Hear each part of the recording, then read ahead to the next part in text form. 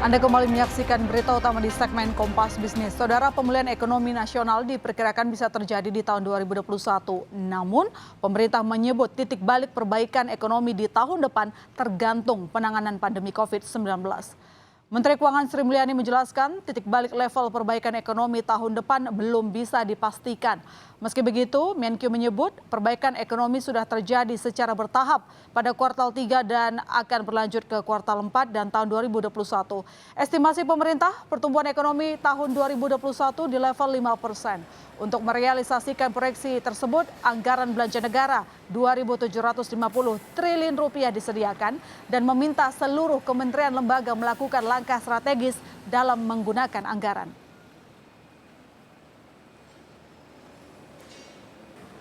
Fokus kita di 2021 adalah bagaimana kuatnya momentum pemulihan.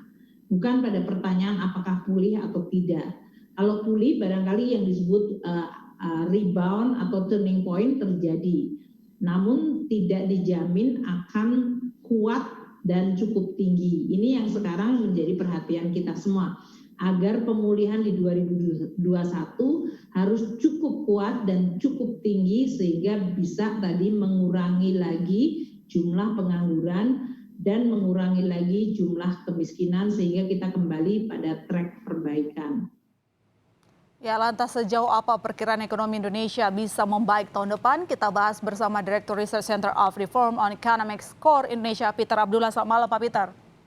Selamat malam, Mbak. Oke, Pak Peter, Menkyu mengatakan bahwa perbaikan ekonomi Indonesia tergantung penanganan COVID-19. Tapi kan kita tahu kemarin Presiden pun mengaku kecewa karena memburuknya penanganan COVID-19. Apakah masih realistis dengan target pertumbuhan ekonomi 5% tahun depan?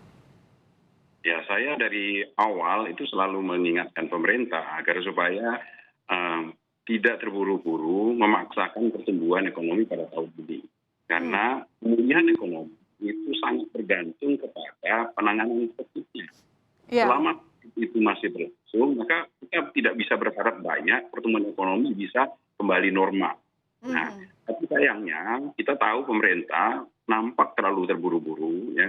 Program pemulihan ekonomi nasional yang sudah digagas pada tahun ini nampaknya ingin segera menyelesaikan krisis ini pada tahun ini.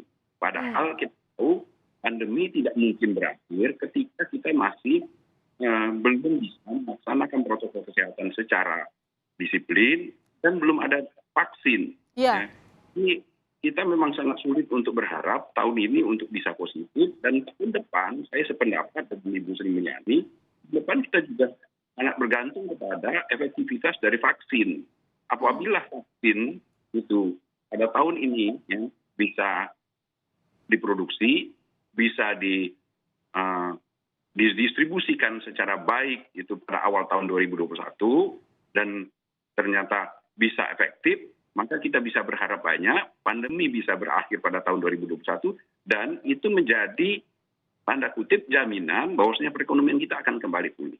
Sebenarnya kita menunggu vaksin, sembari menunggu ya harusnya protokol kesehatan dijalankan secara ketat begitu. Nah, tapi bagaimana kita menerjemahkan inflasi November kemarin kan juga tercatat inflasi ya, sebelumnya kan kita deflasi, tapi sangat rendah nih, 0,28%. Gimana dengan angka ini? Ya, inflasi yang rendah itu adalah sebuah kewajaran ketika kita mengalami penurunan konsumsi yang sangat besar, ya. Penurunan konsumsi selalu dikaitkan dengan daya beli, padahal ya sebenarnya tidak bisa. Ya. Penurunan konsumsi itu disebabkan oleh dua hal. Ya. Pertama, di kelompok bawah itu memang mengalami penurunan daya beli.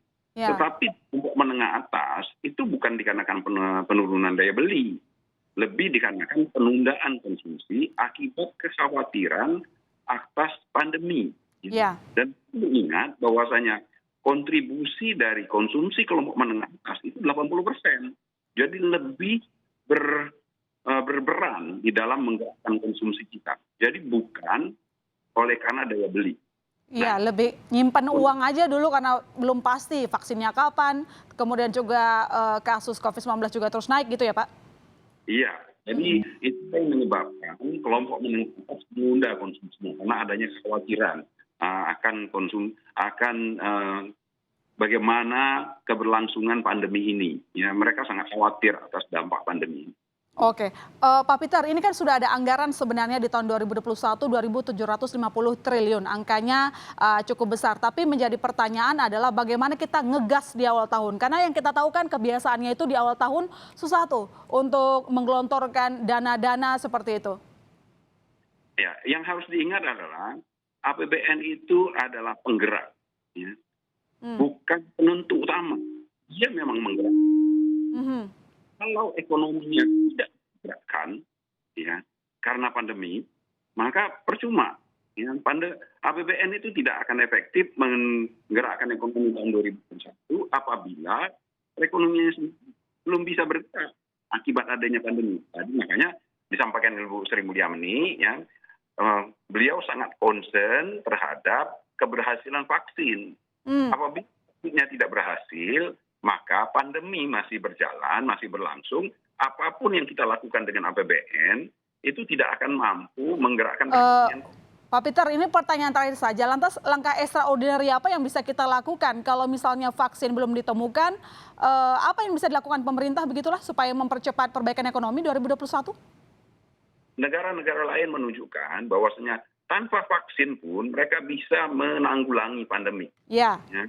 Dan itu yang harus dipegang. Jadi makanya banyak sekali yang menyampaikan, mengusulkan kepada pemerintah, utamakan kepada protokol kesehatan. Itu lebih utama. Ya. Baru sambil itu, sambil kita mendisiplinkan masyarakat di dalam melaksanakan protokol kesehatan, kita melakukan bagaimana agar supaya vaksin itu bisa tersedia dan bisa dilakukan vaksinasinya secara cepat dan efektif. Baik, nasib ekonomi 2021 tergantung masyarakatnya menerapkan protokol kesehatan. Terima kasih Pak Peter telah bergabung di Berita Utama. Selamat malam. Selamat malam.